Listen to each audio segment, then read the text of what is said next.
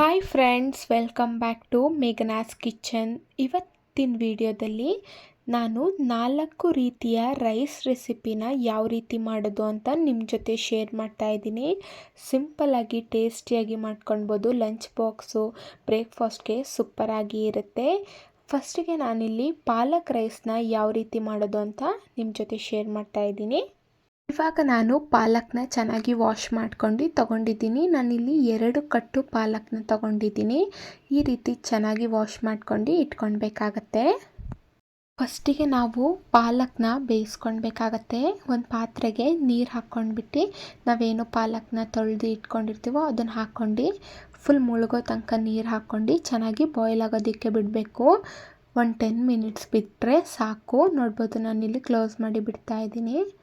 ನೋಡ್ಬೋದು 10 ಮಿನಿಟ್ಸ್ ಆಗಿದೆ. ಈ ರೀತಿ ಪಾಲಕ್ಕು ಬಾಯ್ಲ್ ಆಗಿದ್ದರೆ ಸಾಕು. ಇದನ್ನು ನಾವು ಒಂದು ಪ್ಲೇಟಿಗೆ ಟ್ರಾನ್ಸ್ಫರ್ ಮಾಡ್ಕೊಂಡ್ಬಿಟ್ಟು ಬಿಸಿ ಆರೋದಕ್ಕೆ ಬಿಡಬೇಕಾಗತ್ತೆ. ಕಂಪ್ಲೀಟಾಗಿ ಬಿಸಿ ಆರಬೇಕು. ಇವಾಗ ನಾವು ಮಸಾಲೆನ ಗ್ರೈಂಡ್ ಮಾಡ್ಕೊಳ್ಳೋಣ. ಫಸ್ಟಿಗೆ ನಾನಿಲ್ಲಿ ಪಾಲಕ್ನ ಹಾಕ್ಕೊತಾ ಇದ್ದೀನಿ. ಪಾಲಕ್ಕು ಕಂಪ್ಲೀಟಾಗಿ ತಣ್ಣಗಾದ್ಮೇಲೆ ಹಾಕ್ಕೊತಾ ಇದ್ದೀನಿ. ಹಾಗೆ ಒಂದು 5ರಿಂದ 6 ಲವಂಗನ ಹಾಕ್ಕೊತಾ ಇದ್ದೀನಿ. ಹಾಗೆ ಒಂದು 2 ಇಂಚಷ್ಟು ಚಕ್ಕೆನ ಹಾಕ್ಕೊತಾ ಇದ್ದೀನಿ. ಹಾಗೆ ಈರುಳ್ಳಿನ ಹಾಕ್ಕೊತಾ ಇದ್ದೀನಿ. 1 ಈರುಳ್ಳಿ ಈ ರೀತಿ ಸ್ಲೈಸ್ ಆಗಿ ಕಟ್ ಮಾಡ್ಕೊಂಡ್ಬಿಟ್ಟು ಹಾಕ್ಕೊತಾ ಇದ್ದೀನಿ. ಹಾಗೆ 1 ಗಡ್ಡೆ ಆಗೋಷ್ಟು ಬೆಳ್ಳುಳ್ಳಿನ ಹಾಕ್ಕೊತಾ ಇದ್ದೀನಿ.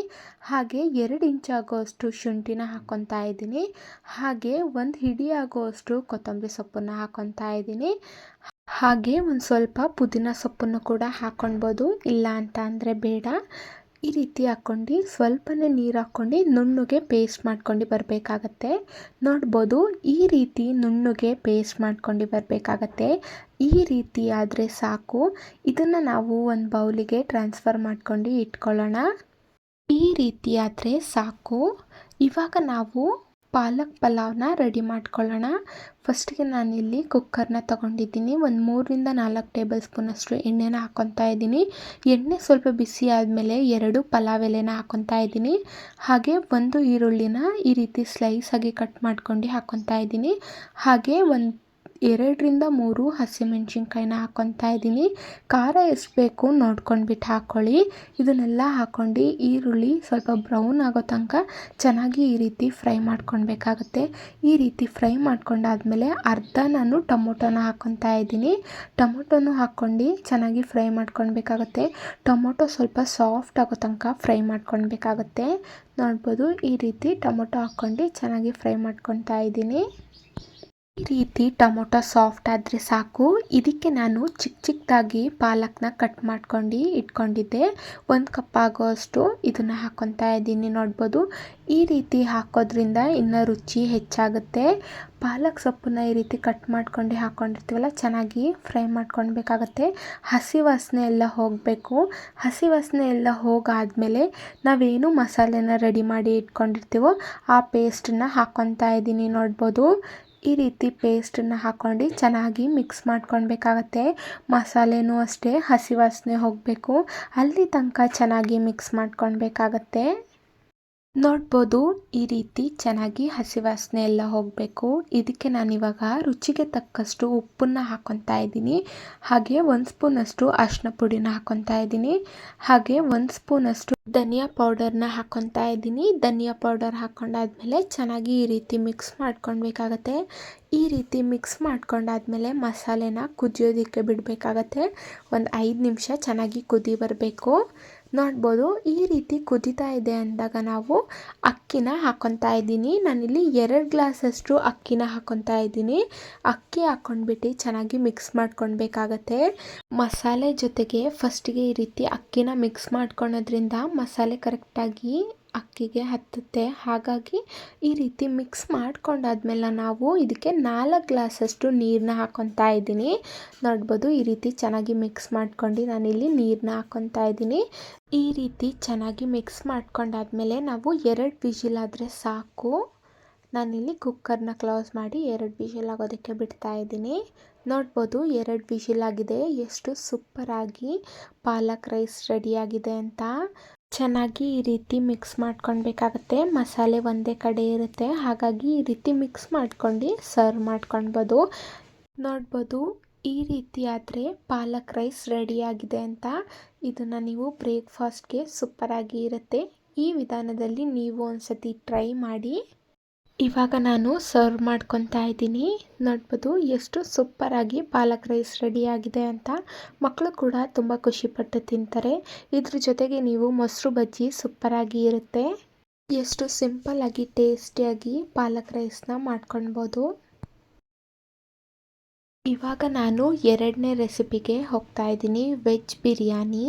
ಇದು ಅಷ್ಟೇ ಕಡಿಮೆ ಸಮಯದಲ್ಲಿ ಸಿಂಪಲ್ಲಾಗಿ ಟೇಸ್ಟಿಯಾಗಿ ಮಾಡ್ಕೊಳ್ಬೋದು. ಬ್ರೇಕ್ಫಾಸ್ಟ್ಗೆ, ಲಂಚ್ ಬಾಕ್ಸ್ಗೆ ಸೂಪರಾಗಿ ಇರುತ್ತೆ.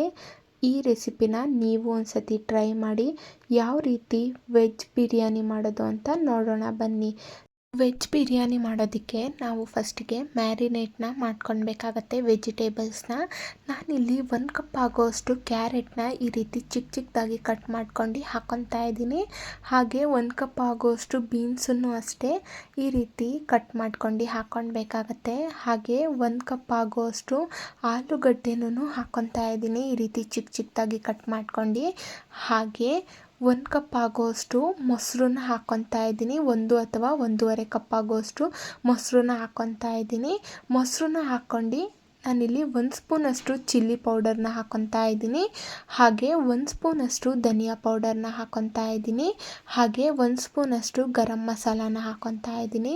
ಇದನ್ನೆಲ್ಲ ಹಾಕ್ಕೊಂಡು ಚೆನ್ನಾಗಿ ಮಿಕ್ಸ್ ಮಾಡ್ಕೊಳ್ಬೇಕಾಗತ್ತೆ. ಹಾಗೆ ರುಚಿಗೆ ತಕ್ಕಷ್ಟು ಉಪ್ಪನ್ನು ಹಾಕ್ಕೊತಾ ಇದ್ದೀನಿ. ಉಪ್ಪು ನೋಡ್ಕೊಂಡ್ಬಿಟ್ಟು ಹಾಕ್ಕೊಳ್ಳಿ. ಇದನ್ನೆಲ್ಲ ಹಾಕ್ಕೊಂಡು ಚೆನ್ನಾಗಿ ಮ್ಯಾರಿನೇಟ್ ಮಾಡ್ಕೊಳ್ಬೇಕಾಗತ್ತೆ. ನೋಡ್ಬೋದು ನಾನಿಲ್ಲಿ ಮಿಕ್ಸ್ ಮಾಡ್ಕೊತಾ ಇದ್ದೀನಿ. ಚೆನ್ನಾಗಿ ಮೊಸರು ಮಸಾಲೆ ಎಲ್ಲ ಕರೆಕ್ಟಾಗಿ ವೆಜಿಟೇಬಲ್ಸ್ಗೆ ಮಿಕ್ಸ್ ಆಗಬೇಕು. ಆ ರೀತಿ ಮಿಕ್ಸ್ ಮಾಡ್ಕೊಳ್ಬೇಕಾಗತ್ತೆ. ನಿಮಗೆ ಬೇಕಿದ್ದರೆ ಇನ್ನು ವೆಜಿಟೇಬಲ್ಸ್ನ ಹಾಕ್ಕೊಳ್ಬೋದು. ನೋಡ್ಬೋದು ಈ ರೀತಿ ಮಿಕ್ಸ್ ಮಾಡ್ಕೊಂಡು ಒಂದು 10 to 20 ಮಿನಿಟ್ಸು ಮ್ಯಾರಿನೇಟ್ ಆಗೋದಕ್ಕೆ ಬಿಡಬೇಕಾಗತ್ತೆ. ಈ ರೀತಿ ಆದರೆ ಸಾಕು. ಇವಾಗ ನಾವು ಇದನ್ನು ಸೈಡಿಗೆ ಎತ್ತಿಟ್ಕೊಳ್ಳೋಣ. ಇವಾಗ ನಾವು ಮಸಾಲೆನ ರೆಡಿ ಮಾಡ್ಕೊಳ್ಳೋಣ. ನಾನಿಲ್ಲಿ ಈರುಳ್ಳಿನ ಹಾಕ್ಕೊತಾ ಇದ್ದೀನಿ.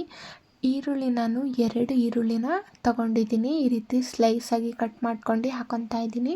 ಹಾಗೆ 2 ಇಂಚಷ್ಟು ಚಕ್ಕೆನ ಹಾಕ್ಕೊತಾ ಇದ್ದೀನಿ. ಹಾಗೆ 5ರಿಂದ 6 ಲವಂಗನ ಹಾಕ್ಕೊತಾ ಇದ್ದೀನಿ. ಹಾಗೆ 1 ಗಡ್ಡೆ ಆಗೋಷ್ಟು ಬೆಳ್ಳುಳ್ಳಿನ ಹಾಕ್ಕೊತಾ ಇದ್ದೀನಿ. ಹಾಗೆ 2 ಇಂಚಷ್ಟು ಶುಂಠಿನ ಹಾಕ್ಕೊತಾ ಇದ್ದೀನಿ. ಇದನ್ನೆಲ್ಲ ಹಾಕ್ಕೊಂಡಾದ್ಮೇಲೆ ಸ್ವಲ್ಪ ಕೊತ್ತಂಬರಿನ ಹಾಕ್ಕೊತಾ ಇದ್ದೀನಿ, 1 ಹಿಡಿ ಆಗೋಷ್ಟು. ಹಾಗೆ ಸ್ವಲ್ಪ ಪುದೀನನ ಹಾಕ್ಕೊತಾ ಇದ್ದೀನಿ. ಪುದೀನ ಜಾಸ್ತಿ ಹಾಕ್ಕೊಳೋದಕ್ಕೆ ಹೋಗಬೇಡಿ, ಒಂದು ಸ್ವಲ್ಪ ಆದರೆ ಸಾಕು. ಸ್ವಲ್ಪ ನೀರು ಹಾಕ್ಕೊಂಡ್ಬಿಟ್ಟು ನುಣ್ಣಗೆ ಪೇಸ್ಟ್ ಮಾಡ್ಕೊಂಡು ಬರಬೇಕಾಗತ್ತೆ. ನೋಡ್ಬೋದು ಈ ರೀತಿ ನುಣ್ಣಗೆ ಪೇಸ್ಟ್ ಆದರೆ ಸಾಕು. ಈ ರೀತಿ ಪೇಸ್ಟ್ ಮಾಡ್ಕೊಂಡು ಒಂದು ಬೌಲಿಗೆ ಟ್ರಾನ್ಸ್ಫರ್ ಮಾಡ್ಕೊಳ್ಬೇಕಾಗತ್ತೆ. ಇದನ್ನು ನಾವು ಸೈಡಿಗೆ ಎತ್ತಿಟ್ಕೊಳ್ಳೋಣ. ಇವಾಗ ನಾವು ವೆಜ್ ಬಿರಿಯಾನಿನ ರೆಡಿ ಮಾಡ್ಕೊಳ್ಳೋಣ. ನಾನಿಲ್ಲಿ ಕುಕ್ಕರ್ನ ತೊಗೊಂಡಿದ್ದೀನಿ. 6ರಿಂದ 7 ಟೇಬಲ್ ಸ್ಪೂನಷ್ಟು ಎಣ್ಣೆನ ಹಾಕ್ಕೊತಾ ಇದ್ದೀನಿ. ಎಣ್ಣೆ ಸ್ವಲ್ಪ ಬಿಸಿ ಆದಮೇಲೆ ಒಂದು 3 ಪಲಾವ್ ಎಲೆನ ಹಾಕ್ಕೊತಾ ಇದ್ದೀನಿ.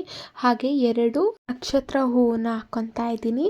ಹಾಗೆ 1 ಈರುಳ್ಳಿನ ಹಾಕ್ಕೊತಾ ಇದ್ದೀನಿ ಈ ರೀತಿ ಸ್ಲೈಸಾಗಿ ಕಟ್ ಮಾಡ್ಕೊಂಡು. ಹಾಗೆ ಒಂದು 3ರಿಂದ 4 ಹಸಿಮೆಣ್ಸಿನ್ಕಾಯಿನ ಹಾಕ್ಕೊತಾ ಇದ್ದೀನಿ. ಖಾರ ಎಷ್ಟು ಬೇಕಷ್ಟು ನೋಡ್ಕೊಂಡ್ಬಿಟ್ಟು ಹಾಕ್ಕೊಳ್ಳಿ. ಇದನ್ನೆಲ್ಲ ಹಾಕ್ಕೊಂಡಾದ್ಮೇಲೆ ಈರುಳ್ಳಿ ಚೆನ್ನಾಗಿ ಬ್ರೌನ್ ಆಗೋ ತನಕ ಫ್ರೈ ಮಾಡ್ಕೊಳ್ಬೇಕಾಗತ್ತೆ. ನೋಡ್ಬೋದು ಈ ರೀತಿ ಫ್ರೈ ಆದರೆ ಸಾಕು.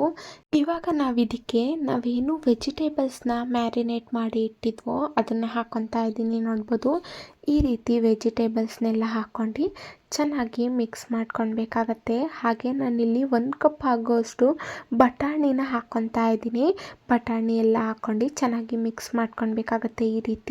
ಈ ರೀತಿ ಚೆನ್ನಾಗಿ ಮಿಕ್ಸ್ ಮಾಡ್ಕೊಂಡಾದ್ಮೇಲೆ ಒಂದು ಸ್ವಲ್ಪ ಕುದಿ ಬರಬೇಕು. ಅಲ್ಲಿ ತನಕ ಚೆನ್ನಾಗಿ ಮಿಕ್ಸ್ ಮಾಡ್ಕೊಂಡಾದ್ಮೇಲೆ ನಾವೇನು ಮಸಾಲೆನ ರೆಡಿ ಮಾಡಿ ಇಟ್ಕೊಂಡಿರ್ತೀವೋ ಆ ಮಸಾಲೆನ ಹಾಕ್ಕೊತಾ ಇದ್ದೀನಿ.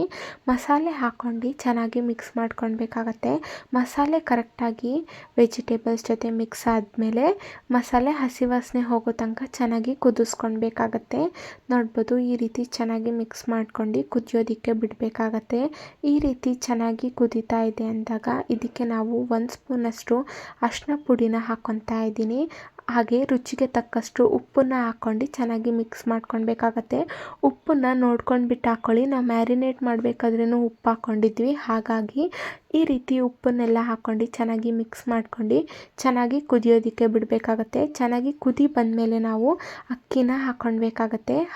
ನೋಡ್ಬೋದು ಈ ರೀತಿ ಚೆನ್ನಾಗಿ ಕುದಿ ಬರಬೇಕು. ಈ ರೀತಿ ಕುದಿ ಬರ್ತಾ ಇದೆ ಅಂದಾಗ ನಾನಿಲ್ಲಿ 2 ಗ್ಲಾಸಷ್ಟು ಅಕ್ಕಿನ ಚೆನ್ನಾಗಿ ವಾಶ್ ಮಾಡ್ಕೊಂಡು ತೊಗೊಂಡು ಬಂದಿದ್ದೀನಿ. ನೋಡ್ಬೋದು ಅಕ್ಕಿನ ಹಾಕ್ಕೊತಾ ಇದ್ದೀನಿ. ಅಕ್ಕಿನ ಹಾಕ್ಕೊಂಡು 4 ಗ್ಲಾಸಷ್ಟು ನೀರನ್ನ ಹಾಕ್ಕೊತಾ ಇದ್ದೀನಿ. 2 ಗ್ಲಾಸಷ್ಟು ಅಕ್ಕಿಗೆ ಚೆನ್ನಾಗಿ ಈ ರೀತಿ ಮಿಕ್ಸ್ ಮಾಡ್ಕೊಳ್ಬೇಕಾಗತ್ತೆ. ಈ ರೀತಿ ಮಿಕ್ಸ್ ಮಾಡ್ಕೊಂಡಾದ್ಮೇಲೆ 2 ವಿಜಿಲ್ ಆಗೋದಕ್ಕೆ ಬಿಡ್ತಾ ಇದ್ದೀನಿ. ಕುಕ್ಕರ್ನ ಕ್ಲೋಸ್ ಮಾಡ್ಕೊಂಡು 2 ವಿಜಿಲ್ ಆದರೆ ಸಾಕು, ಕರೆಕ್ಟಾಗಿ ಅನ್ನ ಬೆಂದಿರುತ್ತೆ. ನೋಡ್ಬೋದು 2 ವಿಜಿಲ್ ಆಗಿದೆ. ವೆಜಿಟೇಬಲ್ ಬಿರಿಯಾನಿ ರೆಡಿಯಾಗಿದೆ. ಇದನ್ನು ಚೆನ್ನಾಗಿ ಮಿಕ್ಸ್ ಮಾಡ್ಕೊಳ್ಬೇಕಾಗತ್ತೆ. ಮಸಾಲೆ ಒಂದೇ ಕಡೆ ಇರುತ್ತೆ, ಹಾಗಾಗಿ ಮೇಲೆ ಕೆಳಗಡೆ ಮಾಡ್ಕೊಂಡು ಚೆನ್ನಾಗಿ ಮಿಕ್ಸ್ ಮಾಡ್ಕೊಂಡು ಸರ್ವ್ ಮಾಡ್ಕೊಳ್ಬೇಕಾಗತ್ತೆ. ಬ್ರೇಕ್ಫಾಸ್ಟ್ಗೆ ಸೂಪರಾಗಿ ಇರುತ್ತೆ. ಮಕ್ಕಳು ಕೂಡ ತುಂಬ ಖುಷಿಪಟ್ಟು ತಿಂತಾರೆ. ಈ ರೆಸಿಪಿನ ನೀವು ಒಂದ್ಸತಿ ಟ್ರೈ ಮಾಡಿ. ಸಿಂಪಲ್ಲಾಗಿ ಟೇಸ್ಟಿಯಾಗಿ ಯಾವ ರೀತಿ ವೆಜಿಟೇಬಲ್ ಬಿರಿಯಾನಿ ಮಾಡೋದು ಅಂತ ನಿಮಗೆ ತೋರಿಸ್ಕೊಟ್ಟಿದ್ದೀನಿ. ಈ ರೆಸಿಪಿನ ನೀವು ಒಂದ್ಸತಿ ಟ್ರೈ ಮಾಡಿ. ಇವಾಗ ನಾನು 2 ರೆಸಿಪಿನ ತೋರಿಸ್ಕೊಟ್ಟಿದ್ದೀನಿ. ಒಂದು ಪಾಲಕ್ ರೈಸು ಹಾಗೆ ವೆಜಿಟೇಬಲ್ಸ್ ಬಿರಿಯಾನಿ. 2 ಕೂಡ ಸಿಂಪಲ್ಲಾಗಿಯೇ ಮಾಡ್ಕೊಳ್ಬೋದು. ಇವಾಗ ನಾನು 3ನೇ ರೆಸಿಪಿನ ಶೇರ್ ಮಾಡ್ತಾ ಇದ್ದೀನಿ. ಸೋಯಾ ಪಲಾವ್. ಸಿಂಪಲ್ಲಾಗಿ ಹೆಲ್ತಿಯಾಗಿ ಈ ಸೋಯಾ ಪಲಾವ್ನ ಮಾಡ್ಕೊಳ್ಬೋದು. ಮಕ್ಕಳು ಕೂಡ ತುಂಬ ಖುಷಿಪಟ್ಟು ತಿಂತಾರೆ. ಬ್ರೇಕ್ಫಾಸ್ಟ್ಗೆ ಸೂಪರಾಗಿ ಇರುತ್ತೆ. ಯಾವ ರೀತಿ ಸೋಯಾ ಪಲಾವ್ ಮಾಡೋದು ಅಂತ ನೋಡೋಣ ಬನ್ನಿ.